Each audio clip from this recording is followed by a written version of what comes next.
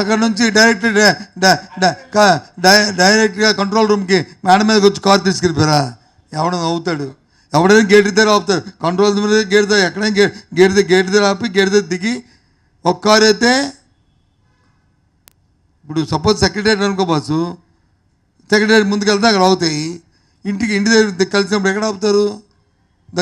గేట్లో పట్టినప్పుడు ఎక్కడ అవుతుంది చెప్పు? ఎన్ని కార్లు వెళ్తే ఒక కారు వెళ్తుంది. చిరంజీవి గారిని ఫ్యామిలీతో చెప్పి లంచ్కి వెళ్ళారు రోజు. ఆయన గుమ్మం దగ్గరకు వచ్చి రిజిస్ట్రేషన్ తీసుకెళ్ళారు కదా ఒక కారు. కాబట్టి ఒక కారు లోన్ తీసుకెళ్ళారు. 10 కార్లు వెళ్ళినప్పుడు ఎక్కడ ఆపుతారు? ఇదంతా ఏంటంటే ఆలోచన లేని అవగాహన మాటలు, ఊరికే ఎవరు బుర్ర జల్లాలనే మాటలు ఇవి. చెప్పాను కదా ఇందాక, అవకాశం కమర్షియల్ ఏం చేస్తారు? పాపం వాళ్ళు 150 కోట్లు పెట్టేమో తప్పదు. మేమేమైనా అన్నాం అనుకో, మరి మా ఆయనకేం పోవాలో పట్టుకున్నాడు మాట్లాడతాడు, మా డబ్బులు మాయ కదా, ఆయన మొదలు పెట్టాడు అందులో, ఆయన పార్ట్నరా లేకపోతే ఆయన సినిమా అని అంటారు. అందుకు దాన్ని ఎక్కువగా మాట్లాడకుండా, ఎంత తక్కువ మాట్లాడుకుంటే ప్రజలు చూస్తారు, వాళ్ళే తెచ్చుకుంటారు, అంత మంచిది. లేదు మాత్రం నేను మాత్రం రిక్వెస్ట్ చేస్తున్నాను, నువ్వు ఎండి గారు నేను మురళీమోహన్ ఎంట్రీ మొత్తం ఒకసారి ఇది అవసరం ఇది. ఎందుకు ఆయన నిన్న ఉన్నాడు, మురళీమోహన్ గారు కూడా నిన్న కూడా వెళ్ళారు, వారు వెళ్ళారు కాబట్టి అందుకని నాకు తెలియదు బాసు. నేను దాన్ని ఉండాలని కోరను, అలాగే ఉంచాలని కోరను, తీసేయాలని కోరను.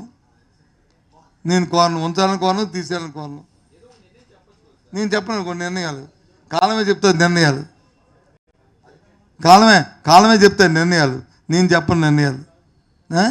ఏంటి 29వ వచ్చే నెల 3వ తారీఖున జరిగే ఏదైతే ఫీజు రింబర్స్మెంట్ మీద వినతి పత్రాలు ఇచ్చిందో కలెక్టర్లకి, విద్యార్థులు మా పార్టీ పెద్దలందరూ కలిసి, విద్యార్థి తల్లిదండ్రులు కలిసి దాన్ని జనవరి 29వ తారీఖు వరకు వాయిదా వేయడం జరిగిందనే విషయాన్ని మీ ద్వారా తెలియజేస్తున్నాము.